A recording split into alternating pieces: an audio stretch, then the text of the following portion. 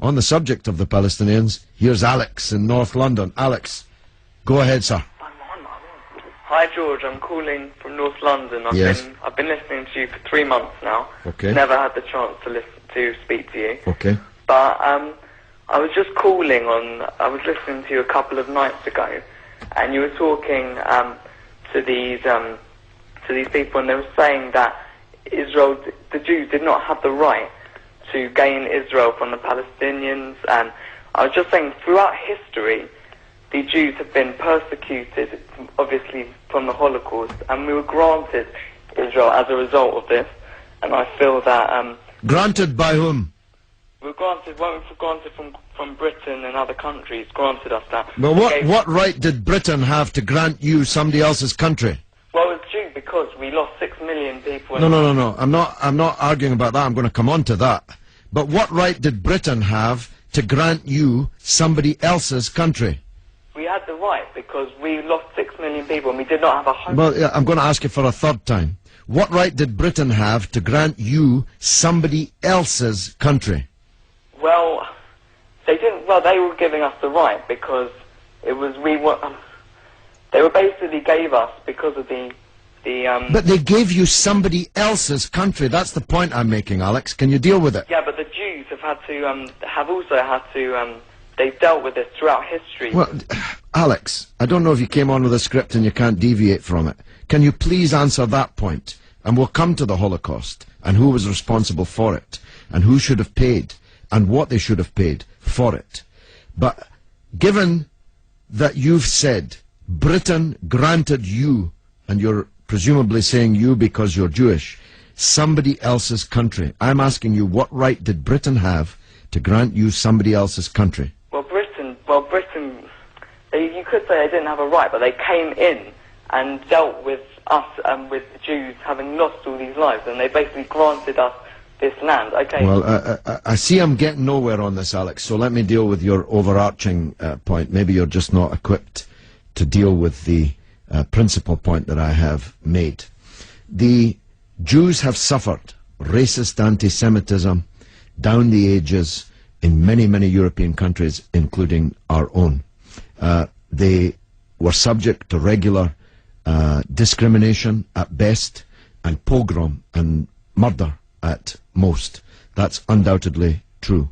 The one place in the entire world that Jews were neither discriminated against nor subject to pogrom was the Muslim world. In fact, so much was that the case that when Christianity came back to power in Spain, in Andalusia, in the western extent of the Islamic Empire, when the Muslims left, the Jews left with them because they feared the Christian anti-Semitism which would be unleashed in the wake of the departure of the Islamic civilization in the West. That's why so many Jews are to be found even today, and were to be found in profusion before the creation of the State of Israel, in countries like Morocco and along the North African coast, because under the protection of the Muslims, the Jews left Europe and went to live in North Africa. The Palestine that was wiped off the map when Britain granted you somebody else's country had Jews living side by side with Christians and Muslims for century upon century without the slightest trace of discrimination or violence or pogrom. So, what's happened is that Christian anti-Semitism in Europe, which massacred 6 million Jews in the greatest crime in human history, was paid for not by the Christian countries of Europe that either practiced or turned a blind eye to that anti-Semitism, but was paid by the very people who were completely innocent of that Holocaust, who had never persecuted the Jews, who had never pogromed the Jews.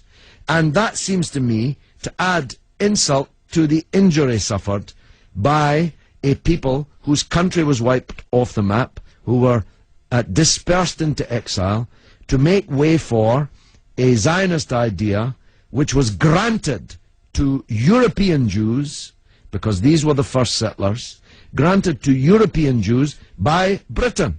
And as you have singularly failed, 4 times I asked you, to acknowledge that Britain had no right to give away somebody else's country, one country giving to a second people, the land that actually belonged to a third people, it seems to me an all-round injustice, don't you think, Alex? Yeah, I agree that they didn't so much have the right, but they were stepping in after the Holocaust to grant it to the Jews. But it was long before the Holocaust that Britain stepped in. Britain stepped in 1917 with the Balfour Declaration made by the British Minister Balfour on our behalf to a group of atheistic Zionist Jews. I make the point about atheism because it's now claimed that this is some biblical land right, as if God was an estate agent. The men to whom Israel was promised were atheistic Jews. They were not only not speaking for all Jews, they represented at that time in 1917 a tiny proportion of the world's Jews. Most of the world's Jews supported communist or socialist parties and ideas at that time. The Zionists represented a tiny sliver of Jewish opinion at that time. Yet Balfour promised them the land which belonged to a third people, without consulting either the British or the world's Jews, and least of all, consulting the Palestinians. Okay, well, thanks very much for talking. Okay, Alex, thanks for listening, my friend.